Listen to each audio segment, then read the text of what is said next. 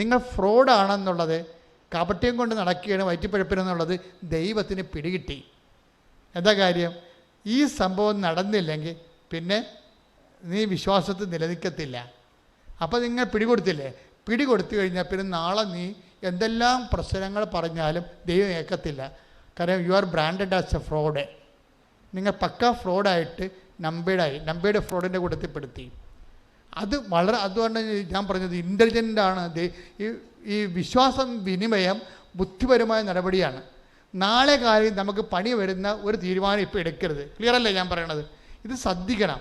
എന്താ വെച്ച് കഴിഞ്ഞാൽ ഇപ്പം തന്നെ അങ്ങനെ ഫ്രോഡായിട്ട് ബ്രാൻഡഡ് ആയില്ലെങ്കിലുള്ള ഗുണം എന്താണെന്നറിയാമോ? സ്റ്റെഫ് കണ്ട ഡോക്ടർ പറഞ്ഞ് അബോർട്ട് ചെയ്ത് കള, നിൻ്റെ വയറ്റ് മുഴയല്ലേ, കൊച്ചിൻ്റെ ചങ്കിൽ മുഴയല്ലേ, കൊച്ചിൻ്റെ തലേ മുഴയല്ലേ, ഈ കൊച്ചിനെ കിട്ടിയിട്ടെന്ത് കാര്യം?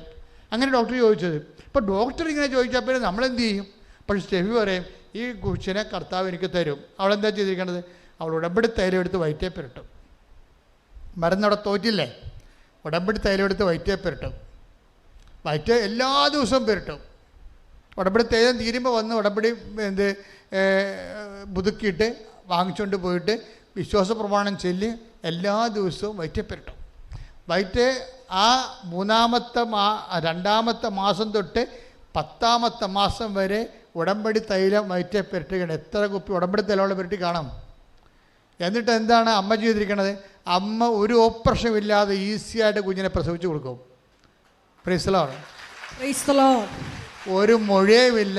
അവളുടെ മുഴയും പോയി, കുഞ്ഞിൻ്റെ ചങ്കിലെ മുഴ പോയി, കുഞ്ഞിൻ്റെ തലയിലെ മുഴ പോയി, ഒരു മുഴയുമില്ല. നല്ല ഫ്രഷ് ആയിട്ടുള്ള കുട്ടി. Praise the Lord. അതാണ് പക്ഷേ സ്റ്റെഫിയുടെ ഗുണം എന്താണെന്ന് വെച്ച് കഴിഞ്ഞാൽ, സ്റ്റെഫി ഒരു ഫ്രോഡായിരുന്നെങ്കിലേ ഈ വിജയിക്കത്തില്ല. കാര്യം എന്താണ്? സ്റ്റെഫിയുടെ ഹിസ്റ്ററി ഉണ്ട്.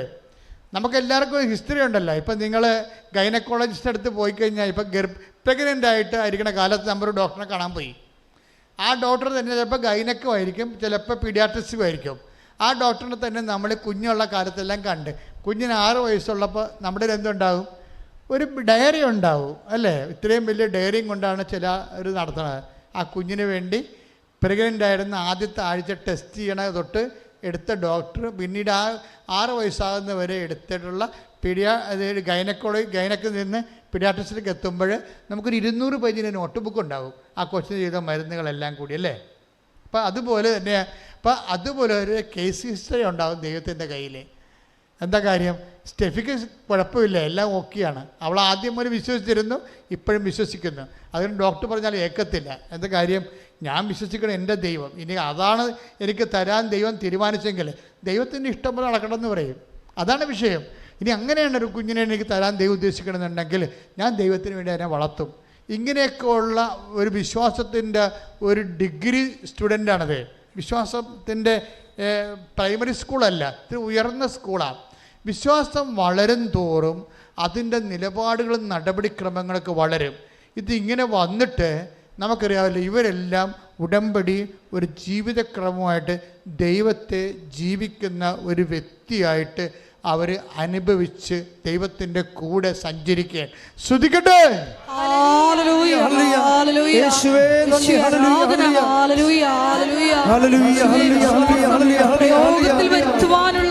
വലിയ കൃപ ഈ ആരാധനയിലൂടെ ഞങ്ങൾക്ക് ഓരോരുത്തർക്കും നൽകണമേ. പ്രതിസന്ധി ഘട്ടങ്ങളിൽ വിശ്വാസം പ്രഖ്യാപിക്കുവാൻ ഞങ്ങളെ അഭിഷേകം ചെയ്യണമേ. ഹല്ലേലൂയ.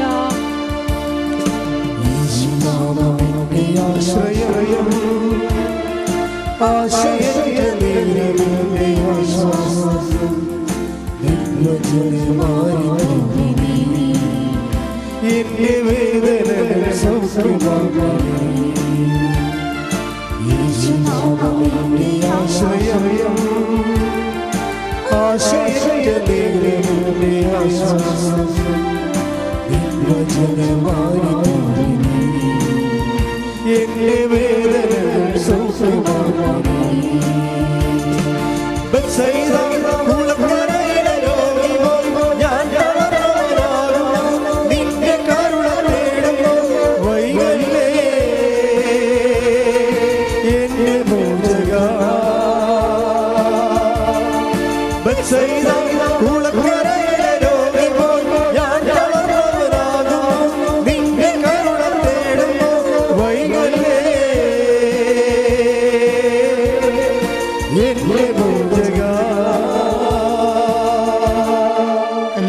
എഴുന്നേൽക്കുക, എല്ലാവരും എഴുന്നേൽക്കുക.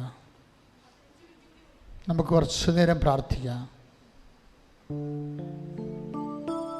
മക്കളെ, കർത്താവ് വലിയ ഈ ധ്യാനം നിങ്ങൾ ഒരു 3-4 പ്രാവശ്യം യൂട്യൂബിൽ കൂടണേ. കാര്യം നമ്മൾ ഒരിക്കലും വെളിപ്പെടുത്താത്ത ദൈവിക രഹസ്യങ്ങൾ ഇതിലുണ്ട്. ആ വചനങ്ങളെല്ലാം നിങ്ങൾ ഓർത്തോർത്ത് നോക്കണം, കേട്ടിട്ട് ബോധപൂർവം പഠിക്കണം. എങ്ങനെ ഒരു ദൈവം എങ്ങനെയാണ് സ്ഥിതി ചെയ്യണത്? ദൈവം നാമത്തിലാണ്. നാമത്തിൽ എന്തെല്ലാം ഉണ്ട്? ജ്ഞാനവും ശക്തിയും ഉണ്ട്. ഈ ശക്തിയും നാമവും ഈ ശക്തി നമ്മളിലേക്ക് എങ്ങനെയാണ് വരണത്? ദൈവത്തിൻ്റെ നാമത്തെ മഹത്വപ്പെടുത്തുമ്പോൾ.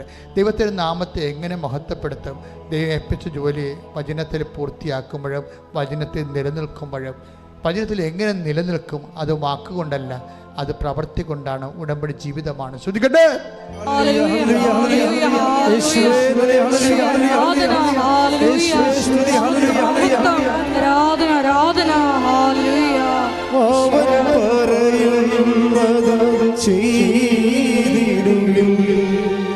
ജീവിതം ധന്യമായി അവൻ പറയുന്നത് ചെയ്തിടുകിൽ ജീവിതം ധന്യമായി തീർന്നിടും. നമ്മളിപ്പോഴേ നമ്മുടെ ജീവിത അവസ്ഥകൾ ഇപ്പോൾ കർത്താവ് കാണിച്ചു തരുന്നത് സ്വകാര്യ ഭാഗം ക്യാൻസർ വന്നിരിക്കുന്ന വ്യക്തിയെ കാണിച്ചിരിക്കുകയാണ്. ആ വ്യക്തിയെ കർത്താവിന് അങ്ങനെയുള്ള വ്യക്തികളെ, അതായത് പ്രൈവറ്റ് ഭാഗങ്ങളിലെ ഗുരുതരമായ മാരകരോഗമുള്ളവരെ കർത്താവ് വിശുദ്ധമായ രക്തം തളിച്ചുകൊണ്ട് സുഖപ്പെടുത്താൻ വേണ്ടി ശക്തമായി സ്തുതിക്കട്ടെ.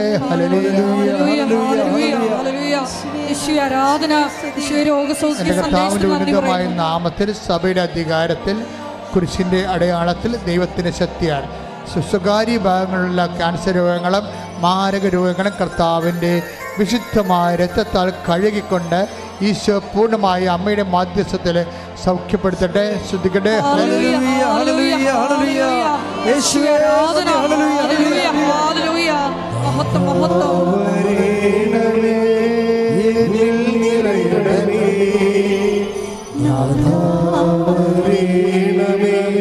സൗഖ്യം നൽകണമേ, ഒരുമിച്ച്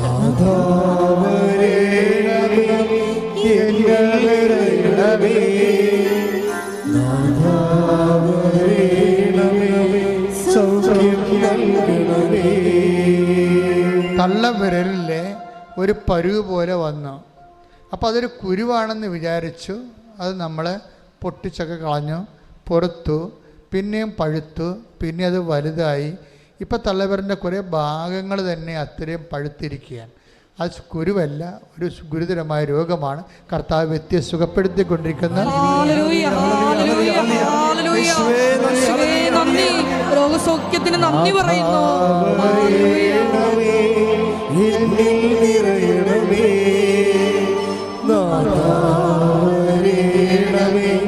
സൗഖ്യം നൽകണമേ, നാഥാവരേണമേ, എന്നിൽ നിറയണമേ, നാഥാവരേണമേ, സൗഖ്യം നൽകണമേ.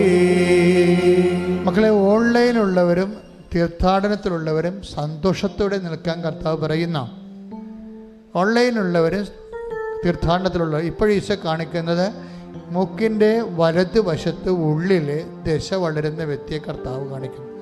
അതുപോലെ ദശ വളരുന്നവർ, സിസ്റ്റുള്ളവരൊക്കെ ആ ശരീരഭാഗത്ത് ഇപ്പോൾ കൈവച്ച് പ്രാർത്ഥിച്ചിട്ട് പറയണം, എൻ്റെ കൈയല്ല, എൻ്റെ കർത്താവിൻ്റെ, എനിക്ക് വേണ്ടി ക്രൂശിക്കപ്പെട്ട കർത്താവിൻ്റെ, എനിക്ക് വേണ്ടി ഉയർത്തുന്നതിൻ്റെ കർത്താവിൻ്റെ ആണിപ്പെടുതാർന്ന മരണത്തെ ജയിച്ച കൈകളാണ് ഞാൻ ഈ പരുവിന് വെച്ചിരിക്കുന്നത്. ശ്രദ്ധിക്കട്ടെ. ക്രിസ്തുവിന്റെ നാമത്തില്, സഭയുടെ അധികാരത്തില്, കുരിശിന്റെ അടയാളത്തില് മാരക രോഗങ്ങൾ മാറിപ്പോകട്ടെ.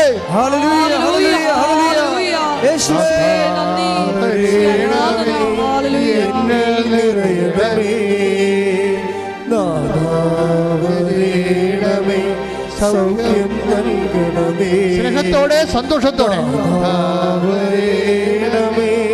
എന്നിൽ നിറയണമേ, നാഥാവരേണമേ,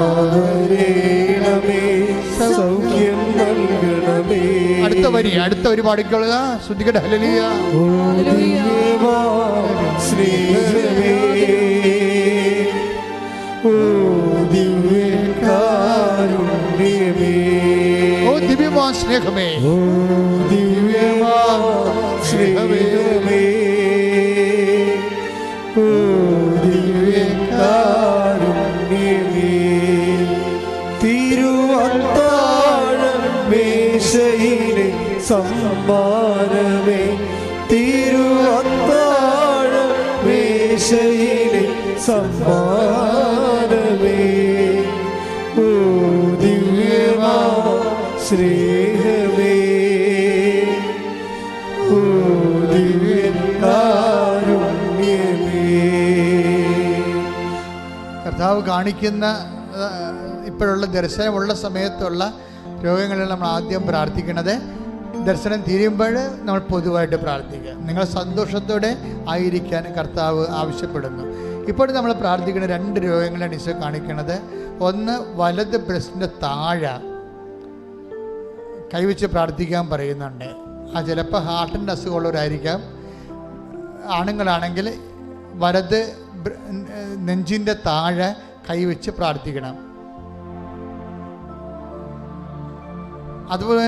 അതുപോലെ തന്നെ നമ്മുടെ ഈ സോറിയാസിസ് ഒക്കെ ഉണ്ടായിട്ട് തലയിലെ മുടിയെല്ലാം ഇങ്ങനെ തലയുടെ അകത്ത് ഈ പാടകളെ മുടിച്ചുവട്ടിലെ തലയുടെ പാടകൾ പൊളിഞ്ഞിങ്ങനെ മലർന്നൊക്കെ ഇരിക്കുന്ന വിസർപ്പ രോഗികളെ കാണിക്കുന്നുണ്ട്. കർത്താവ് അച്ഛനോട് ചേർന്ന് പ്രാർത്ഥിക്കുക. കർത്താവേ, അങ്ങയുടെ വിശുദ്ധ രക്തം സ്വർഗീയ ഔഷധം വിസർപ്പ രോഗികളുടെ മേൽ ഉച്ചി മുതല് ഉള്ളംകാൽ വരെ ദിവ്യ രക്തത്താൽ വിസർപ്പ രോഗികള്, ഹൃദയ രോഗികള് യേശുവിന്റെ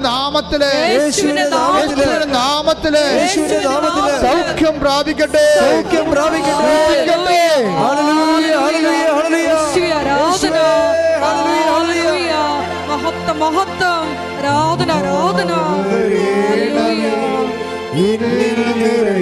സന്തോഷത്തോടെ സ്നേഹത്തോടെ സൗഖ്യം നൽകണമേ, നാഥാവരേണമേ, എന്നിൽ നിറയണമേ, നാഥാവരേണമേ, സൗഖ്യം നൽകണമേ. ഇപ്പൊ കർത്താവ് മനസ്സിൽ തന്ന വചനം എന്താണെന്നറിയാവോ? സെന്റ് പീറ്ററിന്റെ വചനങ്ങളാണ്. അനുഗ്രഹം അവകാശമാക്കാൻ വിളിക്കപ്പെട്ടവരാണ് നമ്മൾ. പറഞ്ഞേ, അനുഗ്രഹം അവകാശമാക്കാൻ വേണ്ടി വിളിക്കപ്പെട്ടവരാണ് നമ്മൾ. അപ്പൊ അനുഗ്രഹം, ദൈവത്തിന്റെ അനുഗ്രഹം കർത്താവിന്റെ നാമത്തിൽ വിശ്വസിക്കുന്നവരുടെ ഔദാര്യമല്ല ദൈവത്തിന്റെ, മറിച്ചെന്താണ്? അവകാശമാണ്. അതാണ് സെന്റ് പീറ്റർ പറയണത്. അനുഗ്രഹം പറഞ്ഞേ, അനുഗ്രഹം അവകാശമാക്കാൻ വേണ്ടി വിളിക്കപ്പെട്ടവരാണല്ലോ നമ്മൾ. അപ്പൊ ആ ആത്മവിശ്വാസം നമുക്കുണ്ടാകണം.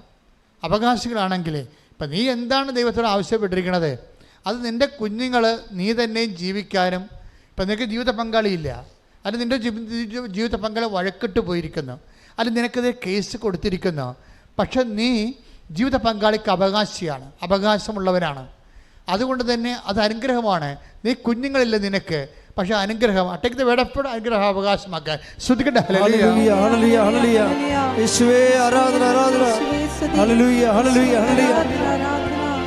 Hallelujah, hallelujah, hallelujah. യേശുവേ നന്ദി. ഹല്ലേലൂയ. നാഥാവരേണമേ, എന്നിൽ നിറയണമേ, നാഥാവരേണമേ,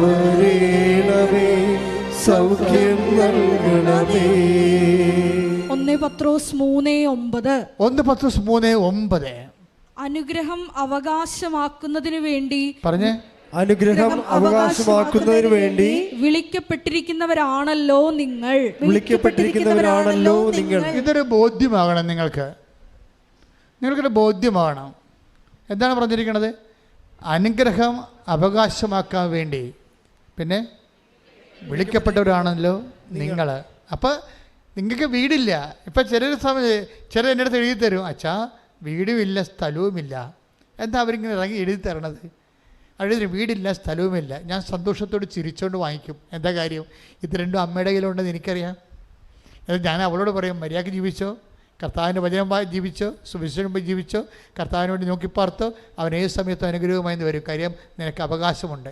നിനക്ക് അവകാശമുണ്ടാകാൻ വേണ്ടിയാണ് കർത്താവ് നിനക്ക് വേണ്ടി വിലക്ക് നിന്നെ വിലക്ക് വാങ്ങിയിരിക്കുന്നത്. അവൻ്റെ രക്തത്താൽ നിലയ്ക്ക് വിലക്ക് വാങ്ങിയവരാണ്. ഒന്ന് കുറേ സാറ് 20 എടുത്ത് ശ്രുതികട്ടെ. Hallelujah hallelujah hallelujah. യേശുവേ നന്ദി. Hallelujah hallelujah. യേശുവേ ആരാധന ആരാധന. 1 കൊരിന്തോസ് 6:20. നിങ്ങൾ വിലക്ക് വാങ്ങപ്പെട്ടവരാണ്. Praise the Lord. നിങ്ങൾ വിലക്ക് വാങ്ങപ്പെട്ടവരാണ്. ഒന്ന് പറഞ്ഞേ, നിങ്ങൾ വിലക്ക് വാങ്ങപ്പെട്ടവരാണ്. ആര് വിലക്ക് വാങ്ങി? നമ്മളെ ക്രിസ്തു വിലക്ക് വാങ്ങി. എങ്ങനെ വിലക്ക് വാങ്ങി? നമ്മുടെ പാപത്തിന് അവൻ പരിഹാരം ചെയ്തുകൊണ്ട്. അതുകൊണ്ട് എന്താണ് പരിശുദ്ധാത്മാ പറയണത്? നമ്മൾക്ക് യേശുക്രിസ്തുവിനെ പോലും നമ്മുടെ വിലയായി കൊടുത്തുകൊള്ളവൻ നമ്മൾക്ക് നമ്മുടെ സമാധാനത്തിന്, സന്തോഷത്തിന്, ജീവിതത്തിന്, നിലനിൽപ്പിന്, അതിജീവനത്തിന് വേണ്ടി ദൈവം ചെലവഴിച്ചത് എന്താണ്? പണമല്ല, അവൻ്റെ ഏകജാതനെയാണ്. ഏകജാതനെ നൽകാൻ തക്ക വിധം അത് ചെലവഴിക്കാൻ കാരണം എന്താണ്? ദൈവം അത്രമാത്രം നമ്മളെ സ്നേഹിച്ചു. ശ്രുതികട്ടെ. Hallelujah hallelujah hallelujah.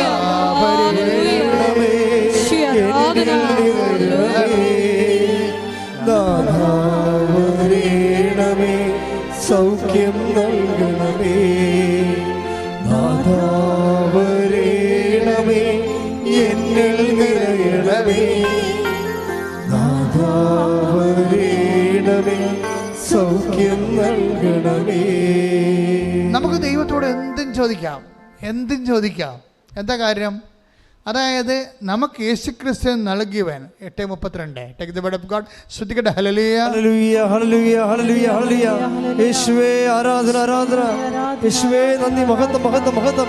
ഹല്ലേലൂയ പക്ഷാപരത്തോടെ. Hallelujah hallelujah hallelujah. റോമ 8:32. സ്വപുത്രനെ പോലും ഒഴിവാക്കാതെ നമുക്കെല്ലാവർക്കും വേണ്ടി അവനെ ഏൽപ്പിച്ചു തന്നവൻ അവനോട് കൂടെ സമസ്തവും നമുക്ക് ദാനമായി നൽകാതിരിക്കുമോ?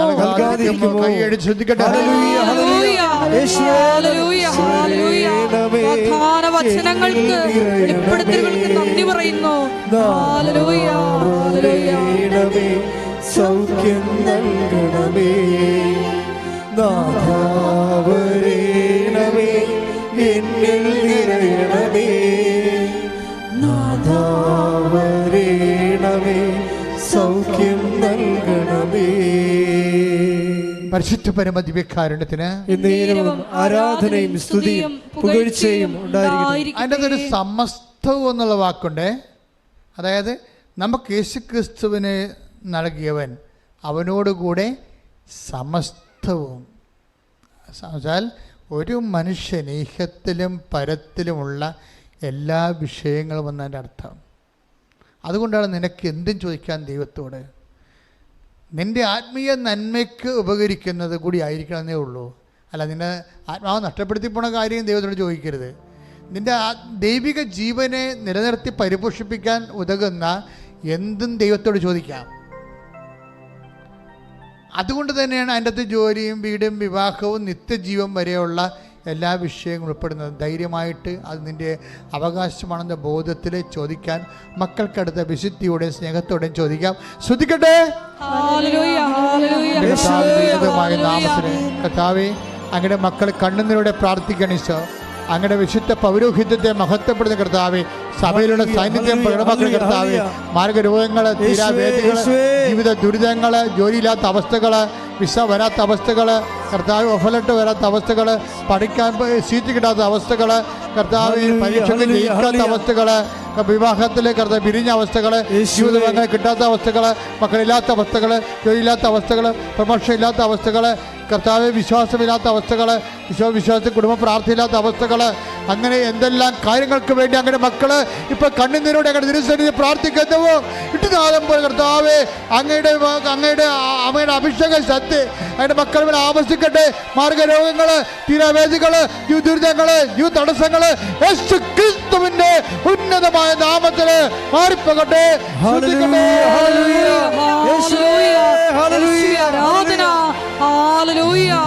രോഗികളായ എല്ലാ മക്കളെയും സ്പർശിച്ച് സുഖപ്പെടുത്തണമേ, സാക്ഷികളാക്കി ഉയർത്തണമേ. ഹല്ലേലൂയ. സൗഖ്യം നൽകണമേ, നാഥാവരേണമേ, എന്നിൽ നിറയണമേ, നാഥാവരേണമേ, സൗഖ്യം നൽകണമേ. മുട്ടനിക്കുക. വളരെ നിശബ്ദതയോടെ മൗന പ്രാർത്ഥനയുടെ സമയമാണ് ഇത്. വല്ലാത്തൊരു സമയമാണ്. ഇത്രയും നേരം നമ്മൾ കർത്താവിൻ്റെ വചനം കേട്ടിട്ട് ഇപ്പോഴ് ആശീർവാദത്തിന് മുമ്പുള്ള ദൈവികമായൊരു നിമിഷമാണിത്. ഏറ്റവും കൂടുതൽ പ്രാർത്ഥിക്കേണ്ടത്, കർത്താവെ, അങ്ങയുടെ അമ്മയെ എൻ്റെ കൂടെ എൻ്റെ കുടുംബത്തിലേക്ക് അങ്ങ് പറഞ്ഞയക്കണമെന്നാണ് പ്രാർത്ഥിക്കേണ്ടത്. എൻ്റെ മക്കളുടെ മേലെ, വിദൂരത്തുള്ള മക്കളെ, വിദൂരമായിരുന്നിട്ട് പോലും മക്കളെ അപ്പനെയും അമ്മനെയും കാണാൻ പറ്റാത്ത മക്കളുണ്ട്. അവർക്ക് വരാൻ പറ്റാത്ത അവസ്ഥയുണ്ട്. വിസ തടസ്സം പോലെയുള്ള കഷ്ടപ്പാടുകളുണ്ട്. ജയിലിലായിട്ടുള്ള മക്കളുണ്ട്. വിദേശങ്ങളിലൊക്കെ സ്വദേശങ്ങളിലായാലും ശരി. ഇനി മക്കളുടെ അപ്പനോടും അമ്മയോടുള്ള സ്നേഹം തണുത്തു പോയിട്ട് ചുമ്മാ ആരെങ്കിലും ഇണകളെ കണ്ടിട്ട് അവരുമായിട്ട് കറങ്ങി അടിച്ച് വെള്ളവും ഒഴിച്ച് ഒക്കെ നടന്ന് ജീവിതം തീർന്നു എന്ന് ചിന്തിച്ച് അവർക്ക് അവരോട് തന്നെ വെറുപ്പും വീട്ടുകാരോട് ഭയവും നാടിനോട് നീരസവുമായിട്ട് മാനസികമായിട്ട് അകന്നു പോയവരുണ്ട്. ഇനി പുറപ്പെട്ടു പോയവരുണ്ട്. അപ്പന്മാർ ഈ ദിവസങ്ങളിൽ ഞാൻ പല അപേക്ഷകളും കണ്ടു. ഭർത്താവ് പുറപ്പെട്ടു പോയി, 22 വർഷമായി, ഒരു പിടിയുമില്ല. അപ്പൻ പുറപ്പെട്ടു പോയി, മക്കൾ പുറപ്പെട്ടു പോയി. അവരെല്ലാം തിരികെ വരാൻ വേണ്ടി പ്രാർത്ഥിക്കാനുണ്ട്. ഈ സമയത്ത് പ്രാർത്ഥിക്കുക. ഓൺലൈനിലുള്ളവരും പ്രാർത്ഥിക്കുക. ഗുരുതരമായ രോഗത്തോടുകൂടി ആശുപത്രിയിൽ കിടക്കുന്നവരെ പ്രാർത്ഥിക്കുക. സാമ്പത്തികമായ കടങ്ങളാൽ വീട് നഷ്ടപ്പെടാൻ പോകുന്നവർ പ്രാർത്ഥിക്കുക. ദൈവത്തിൻ്റെ കയ്യിൽ നിന്നെ രക്ഷപ്പെടുത്താനുള്ള വഴിയുണ്ട്. നീ നിന്നെക്കുറിച്ച് ചിന്തിക്കരുത്. നിന്റെ പഴയകാല ജീവിതം ചിന്തിക്കരുത്. നിനക്ക് വേണ്ടി ക്രൂശിക്കപ്പെട്ടവൻ്റെ രക്തത്തിൻ്റെ ഈടുവെപ്പിനെ കുറിച്ച് നീ മോചന ദ്രവ്യമായി നിന്നെ വീണ്ടെടുത്തതിൻ്റെ വിശ്വാസം നീ പ്രഖ്യാപിക്കുക. ശ്രദ്ധിക്കട്ടെ.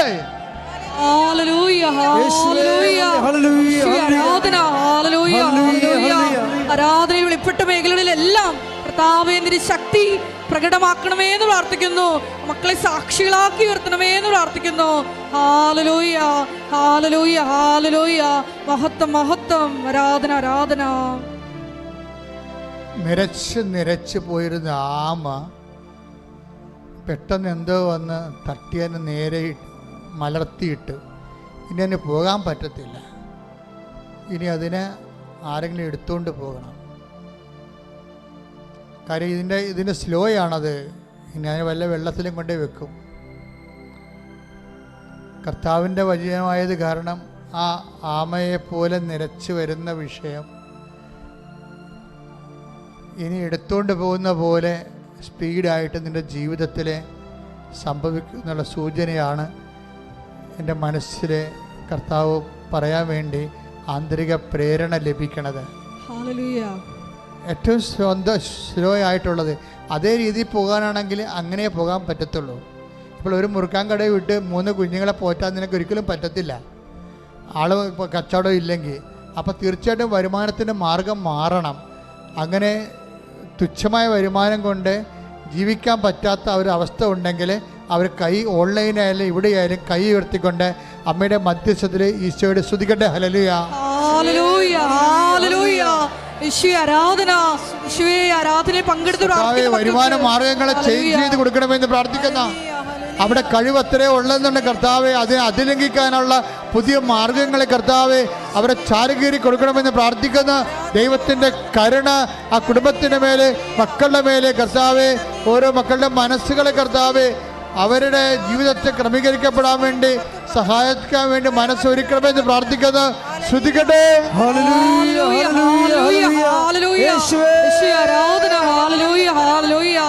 യേശുവേ വരുമാന മാർഗ്ഗങ്ങൾ തുറന്നു തരുന്ന സന്ദേശത്തിന് നന്ദി ഹല്ലേലൂയ, പറയുന്നു. Hallelujah, hallelujah. Hallelujah, hallelujah.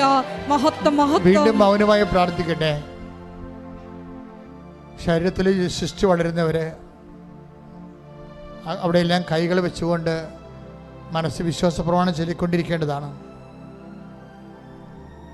ഞരമ്പ് ബ്ലോക്കായിരിക്കുന്നവരെ, സ്ട്രോക്കിൽ ശിരസ്സോ ഹൃദയമോ ബ്ലോക്കാകുന്നവരെ, കാല് മരവിക്കുന്നവരെ,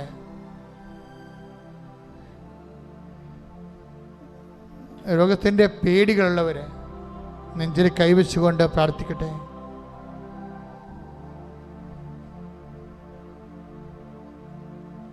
തർക്കപ്പുരയിടക്കാരെ പ്രാർത്ഥിക്കട്ടെ. വളരെ ഗുരുതരമായ രീതിയിൽ വാശിപ്പുറം നിങ്ങളെ സഹായിക്കാൻ കഴിയുമായിരുന്നിട്ടും അതുകൊണ്ട് അവർക്ക് സഹായിച്ചുകൊണ്ട് അവർക്ക് നഷ്ടമൊന്നും ഇല്ലെങ്കിൽ പോലും മനഃപൂർവ്വം സഹായിക്കാതെയും വഴിതരാതെയും തടഞ്ഞും ഒക്കെ നിങ്ങളെ പൊറുതി മുട്ടിച്ച് ശ്വാസം മുട്ടുന്നവരെ സമർപ്പിച്ചുകൊണ്ട് പ്രാർത്ഥിക്കട്ടെ. നാവിനെ കർത്താവ് കാണിച്ചു തരുന്നുണ്ട്. തളർന്നു പോയ ഒരു നാവ്, ഇനി സംസാരിക്കാൻ വാക്കില്ല, സംസാരിച്ചിട്ട് കാര്യവുമില്ല, ഇനി ഞാൻ സംസാരിച്ചത് നിർത്തി എന്ന് പറഞ്ഞിട്ട് നാക്ക് അകത്തിട്ട് തളർന്ന് കിടക്കുന്ന നാവ്, ഇനി കർത്താവ് നിനക്ക് വേണ്ടി സംസാരിക്കുമെന്ന് പരിശുദ്ധാത്മാ പറയുന്നു. ശ്രുതിക്കട്ടെ. Hallelujah, hallelujah, hallelujah. യേശുവേ ആരാധന. ഹല്ലേലൂയ. വരേണമേ എന്നിൽ നിറയണമേ, നാഥാവരേണമേ, സൗഖ്യം നൽകണമേ. നാഥാവരേണമേ, എന്നിൽ നിറയണമേ. നാഥാവരേണമേ, സൗഖ്യം നൽകണമേ.